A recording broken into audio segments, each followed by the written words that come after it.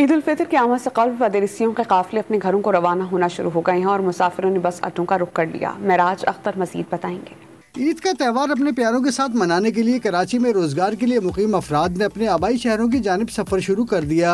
मुख्तलिफ बस अड्डों पर रश दिखाई दे रहा है और मुसाफिर घर जाने पर काफी खुश दिखाई दे रहे हैं।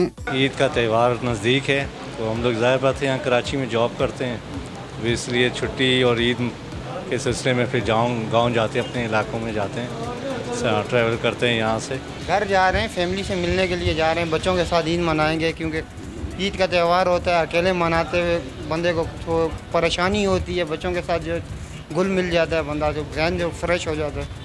ईद के मौके पर हमेशा की तरह ट्रांसपोर्टर्स की भी चांदी हो गई और उन्होंने मनमाने किराए वसूल करना शुरू कर दिए हैं, जिसके बायस महंगाई से परेशान मुसाफिर मजीद जहनी अजियत में मुब्तला हो गए हैं। अब किराया सर 200 रुपये एक्स्ट्रा ले रहे, अगर इतना सा सामान होगा कह रहे सामान के पैसे अलग लेंगे, हम जाएँ तो कहाँ जाएँ। ईद पे काफ़ी ज़्यादा इजाफा हो गया। पहले हम जाते रहे हैं, पहले हम 4000 में जाते रहे हैं, 5800 में जाते रहे हैं, लेकिन इस दफ़ा ईद की वजह से 6500 में भी हम जा रहे हैं। बहुत ज़्यादा इजाफा है, बहुत ज़्यादा परेशानी का सामना है लोगों को भी।